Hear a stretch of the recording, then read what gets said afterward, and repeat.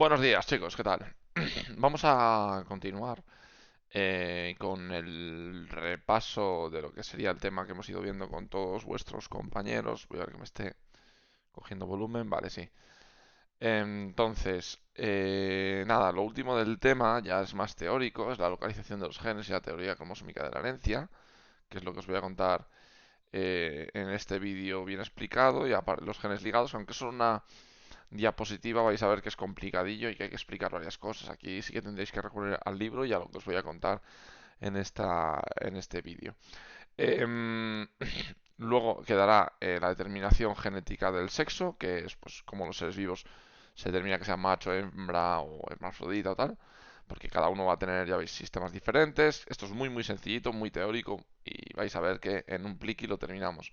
Y será lo último que entrará en el examen, ¿vale? Hasta, pues, exactamente aquí. Esto ya no. Herencia ligada al sexo no, esto será ya para el siguiente, porque pese a que hemos empezado genética, tenemos que continuar luego con aplicaciones de la genética, árboles genealógicos, más problemas, casos de genética humana, que será el siguiente examen. Entonces, fijaros que tenemos todavía genética eh, por un tubo. Pero bueno, como es una continuación, sí que es importante que este tema lo tengáis muy claro, porque lo que viene en el siguiente, si en este no sabéis hacer los problemas, en el siguiente tampoco, porque son pues iguales o más difíciles. Bueno, vamos con la teoría. La teoría es, ya os digo, la localización de los genes. ¿Dónde están los genes? Bueno, como ya sabéis, los genes se encuentran situados en los cromosomas, eso ya lo hemos dicho. Pero ¿quién dijo esto por primera vez? Bueno, pues fue Morgan, después de los trabajos previos de Sutton y Boveri, ¿vale? Que por cierto, no sé por qué pone ahí Hutton, ¿vale? Está mal. Es Sutton, lo cambio y lo voy a guardar, a ver. Vale, sí, ese formato, por ejemplo. Vale, y dice, los genes se localizan en los cromosomas, ¿vale? Y además esos genes, fijaros, tenemos aquí un cromosoma con sus dos cromátidas, es decir, a punto de la replicación, y quedaros muy bien con lo que voy diciendo en este vídeo, porque hay cosas que van a ser importantes. Entonces, evidentemente, como son cromátidas hermanas, la información de esta cromátida, como esta se genera por replicación de la otra, van a ser exactamente idénticas, ¿no? O sea, este cromosoma, por ejemplo, imaginaos que esto fuera el par uno de cromosomas de una persona, ¿vale? El par uno. Entonces, este vendría, por ejemplo, del padre y este vendría, por ejemplo, de la madre. Por lo tanto, la información puede coincidir o no. Aquí podríamos tener a mayúscula o a minúscula. Heterocigoto, homocigoto. Pero alguno me dirá, pero entonces, profe, ¿es a mayúscula, mayúscula, minúscula, minúscula? No. Este individuo sería a mayúscula, minúscula, solo una vez. Otra cosa es que en el cromosoma típico nosotros representamos las dos cromátidas. Pero recordad que la fase de dos cromátidas, de un cromosoma con dos cromátidas, es justo antes de la división celular. Por lo tanto, lo normal es encontrárnoslo. Vamos a ponerlo de otra manera. Necesitamos pizarra para que lo entendáis. O sea, para que entendáis lo que hemos ido haciendo en los problemas de genética mendeliana. Esto fuera. Mirad, si yo tengo un cromosoma en cualquier momento, excepto antes de la división, lo que voy a tener evidentemente es, imaginaos, tres genes, ¿no? Pues este es el que viene de mi papá. Imaginaos que fuese el mío, el par uno. El par uno evidentemente, son dos cromosomas, porque si no, no serían par. ¿Vale? De los 23 pares que tenemos. Y en A, a la misma altura, yo tendría los mismos genes. He puesto 3, pero en cada cromosoma hay muchos más, evidentemente. Entonces, mi padre podría haberme dado la A mayúscula a través de su gameto, ¿no? Mi madre podría haberme dado una minúscula o mayúscula, o sea, puede coincidir o no. Esto sería lo que es ser heterocigoto para este gen. En el B podrían, por ejemplo, coincidir y serían homocigoto para este otro gen. Y en el C, pues podrían también coincidir, pero en este caso mayúsculas, serían homocigoto dominante, ¿entendéis?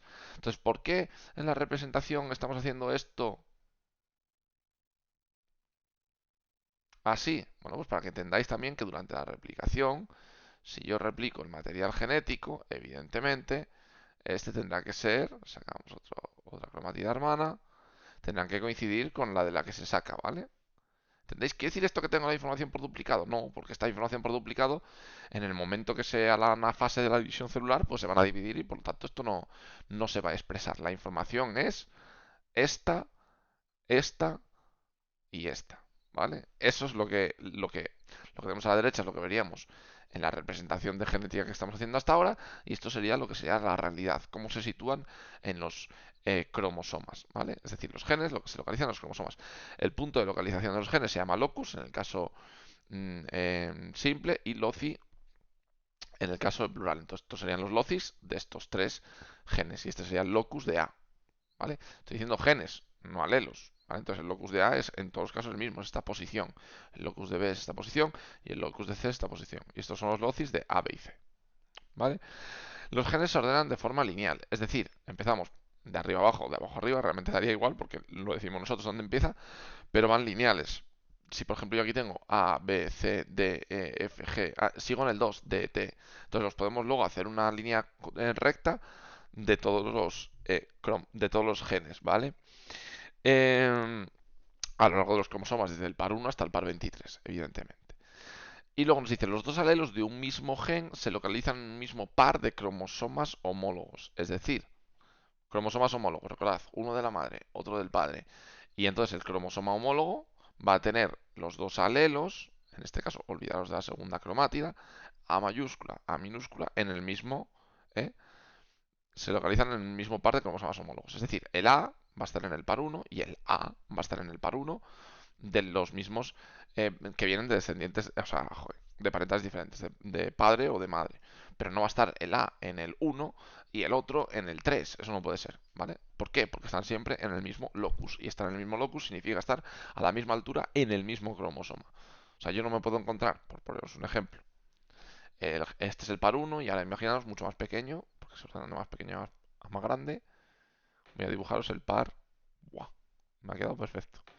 Imaginaos que este es el par, yo qué sé, 20, ¿vale? Pues lo que no puede estar es si aquí está el gen A, que no esté aquí y que aparezca en el par 20. No, a ver, esto es tan evidente que no requiere más explicación. El gen A va a estar siempre en el 1, en el mismo locus. El B en el 1, en el mismo locus. Y así con todos los genes, con los 25.000 que habría en el genoma humano, aproximadamente. ¿Vale? Venga, continuamos. Bueno, ¿cómo descubrieron esto? Solo un detalle antes de continuar. Bueno, lo descubrieron en el trabajo con Drosophila melanogaster. Esto lo tenéis en el libro, en la página 138, ¿vale? Que os habla de esta mosca, que en genética es fundamental. Ya os he contado algo en clase de ella. Y bueno, pues lo descubrieron pues viendo que los gametos, durante la separación durante la creación de los gametos, pues los genes que darían lugar a las características observables, como lo que hizo Mendel, en los individuos, pues iban en los genes que contenían dichos gametos, ¿vale? Y entonces, bueno, luego ya elaboraron una teoría bastante más complicada que resumimos en esta diapositiva, aunque es bastante más complejo, ¿vale? Vamos con los genes ligados. Chicos, aquí telita, telita. Vamos a ir despacio.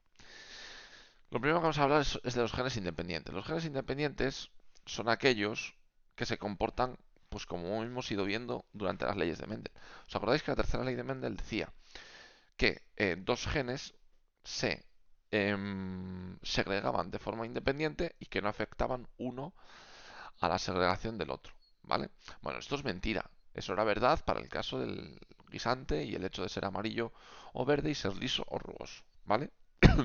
Entonces, ¿qué es lo que ocurre físicamente para que lo entendamos? Lo que ocurre es que, por ejemplo, yo tengo el par 1 y el par 5. Imaginaos, ¿no? Este es el par 1. Este viene de, bueno, el rosa. Me da igual. Iba a decir algo que era muy machista, así que no lo voy a decir. Vamos a suponer que este, bueno, lo voy a dibujar porque si no va a ser un poco lío. Lo voy a dibujar. Genes independientes, fijaros. Un gen es independiente cuando de otro, cuando, por ejemplo, fijaros, dibujo solo una cromatida para no liarnos. Imaginaros que este es el paterno y este es el materno, ¿vale? Este es el par 1 de los 23, por ejemplo, que tenemos un ser humano. Vamos al par 10, por ejemplo, me lo invento, ¿eh? ¿Dónde está situado B? Lo estoy haciendo heterocigotos no por nada, sino para que se entienda mejor, ¿eh? Entonces, imaginaos que esto es el par 10. Vale, fijaros. Durante la meiosis, acordaros que la meiosis va a ser un proceso en el que va a haber una serie de divisiones celulares hasta que daban lugar a cuatro células. Lo que va a ocurrir es que las cromatías se separan de tal manera que una de estas acabará en un sitio, otra en otro, una en otro, otra en otro, de tal manera que yo voy a tener las siguientes combinaciones. Va a poder ocurrir que en un gameto, ¿vale? Uy, perdón. hecho igual de grandes. Tengamos esto.